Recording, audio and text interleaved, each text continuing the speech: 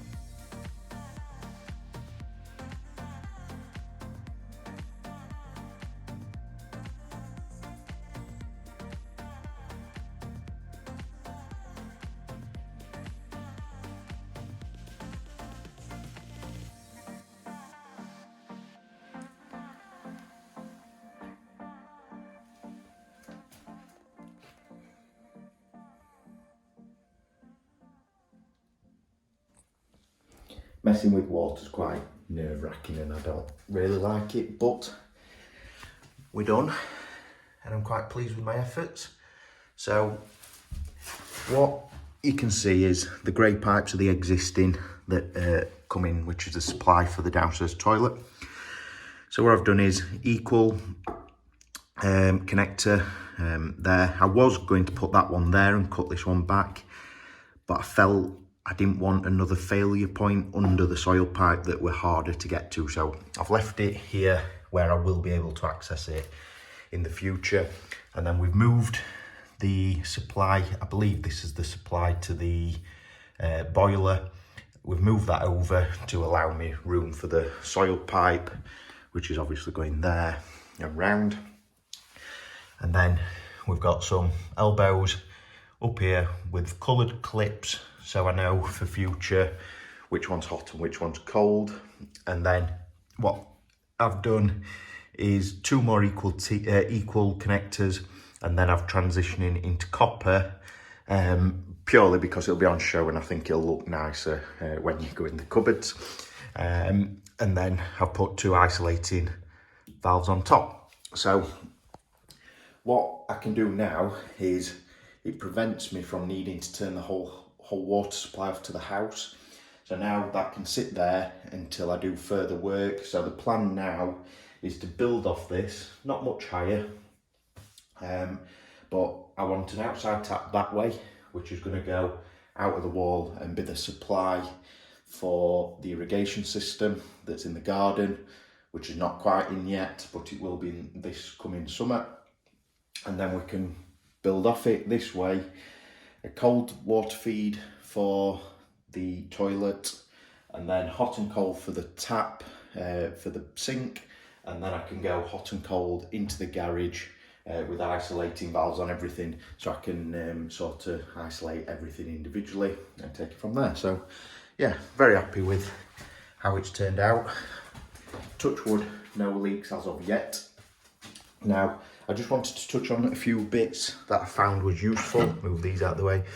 And it's probably these 3 tools, and also something else to note. So, starting with the plastic pipes, and I think what I wanted to say is it's very easy to miss the need for these. And what these are is inserts that go inside the plastic pipe. I don't think I've got an example, if I could get one. So it just sticks in the end, and what I understand it does is sort of support the plastic pipe when the connectors are clamping down on it. So that is sort of an important step if you're going to be doing that. Then this stuff I really like, and I use it on compression fittings. Now I'm talking as though I know what I'm doing, but I've not actually done much plumbing myself. But what I've found is jointing compound just on the threads helps sort of stop any leaks. But to be honest, with the little I forgot what it's called, O-ring or copper O-ring that you get with compression, if you tighten them down enough you shouldn't get any leaks anyway. But I think this just helps prevent it further. Copper pipe cutter, really helpful, save getting sort of, what I found with an hacksaw is you don't cut it very well. So yeah, really worth the investment. And then I've also bought some plastic pipe cutters because I was finding it were a nightmare cutting pipes round here, whereas they're quick minute job, well not even a minute, seconds to cut it, get going. And when you, especially for me DIY, that I don't want to say I don't know what I'm doing, but you know, you're not a professional, you don't do it day in day out. It takes a bit of stress off doing things like this with water, where it can be a bit nerve-wracking. So yeah, really pleased with how that turns out, really neat. And then we can build off this now as and when I can to get it done. So yeah, I want to get this video out this coming weekend, so I'm just going to carry on, get the hot and cold taps in from the garage, leave them for now and do as much as I can until the cabinets arrive and I know where things need to be, because what I'm unsure on is the toilet cistern, on whether the supply will need to be left and right, and I'd rather just do the pipe work to suit when I know that. So yeah, leave it here and we'll see what we get done next.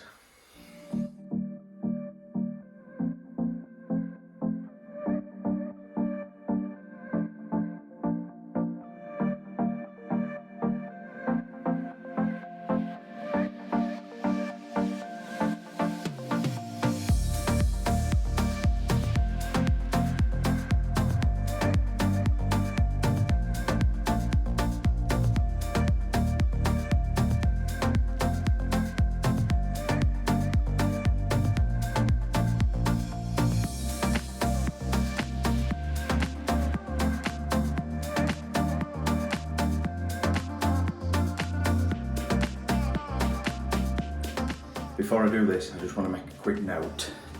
I don't recommend drilling it inside out, and I'm only doing it in this instance because I need it to line up perfectly, and on the outside it's mortar, so it's something I can touch up. Otherwise you'll blow the brick out or whatever, so you're always better drilling outside in, but it's just in this instance I'll do a better job drilling inside out, so that's why I'm doing this.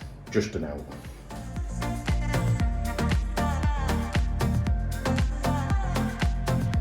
So we're outside, that's the downstairs toilet, and that's why I was happy to drill from the inside out, because I knew we'd probably be going through the mortar. Now I'm fitting this, and I obviously need to sort that out at a later date, but for now this can go through there and it will help me on with the rest of the plumbing.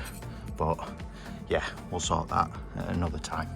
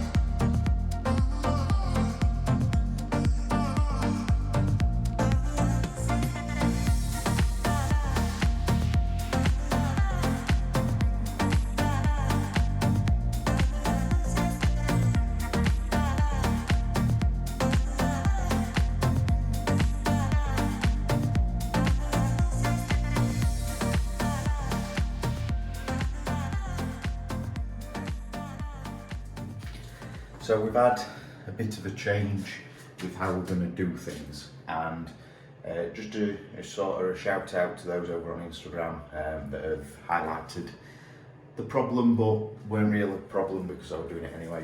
However, so unfortunately I can't finish it for this video, due to a number of reasons that I'll get onto in a second. But so originally I ran the cold on the top and then the hot there across the bottom, and then I was going to have the crossover pipe at this side. So what it turns out is, when plumbing, you're supposed to run the hot on the top and the cold underneath, and the reason for that is the hot heating up the cold to a temperature where Legionnaire's disease can be affected. Now, from what I did here, I'm pretty happy that it wouldn't cause an issue, and with this gap here, which is probably a bit more than normal, would help with that. However, I decided anyway that I was going to switch them round before I found out about this, to give me more room for this outside tap here. So it were actually quite fortunate that someone pointed it out, and it helped my decision, because I was pondering over swapping them round anyway. So yeah, that's what what I've just done there.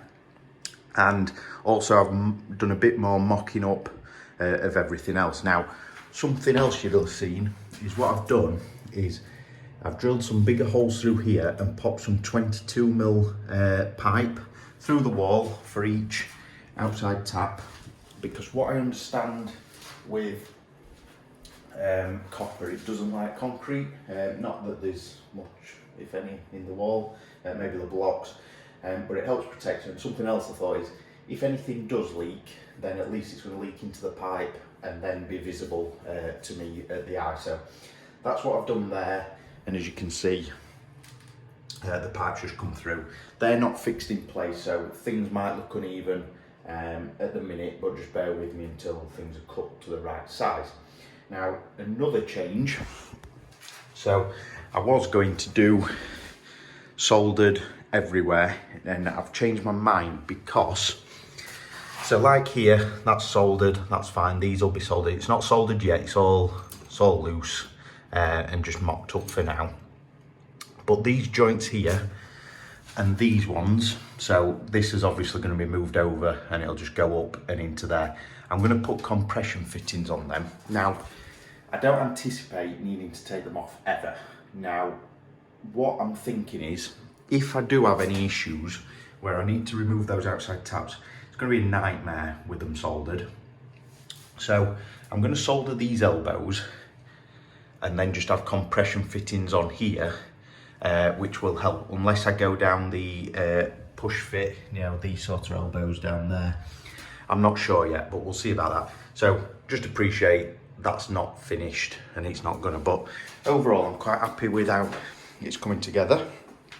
And yeah, it's looking good. Just another note, and things people have pointed out is, so I've been putting these on here, and everyone's over on Instagram's been messaging me saying, oh, you should have hot on the left, which I agree with. But these are the outside taps that are going in the garage. So hot will be on the left and cold there. And then the hot and cold for the taps will come off here somewhere when I know what's happening with the cabinets. So yeah, I think we've had success with my first ever time plumbing, and a big thank you to those that have pointed out little issues and ways to make it better. And unfortunately, I've got to leave this video here because with the nature of the work I'm in, I am working away from home in London until gone the new year. And by the time this video goes live, I'll be finishing my last shift. So I'm still waiting for a few parts. I need to dig out the compression fitting. So what I thought is I'll split this video into 2 parts, and this will be the first, with the next one finishing and hopefully getting water to there, and we'll know a bit more about where we're at with the cabinets next week when everywhere is back open. So I hope you enjoyed this one. This has been a massive learning curve for me, and I hope sort of some of the things I've found out help you guys, and with your first time plumbing, it's something new to me. So yes, thank you for watching. Please do give it a thumbs up if you've enjoyed it, and please make sure you subscribe for more videos to come in the future. Thank you for watching, and I'll catch you in the next one. Cheers.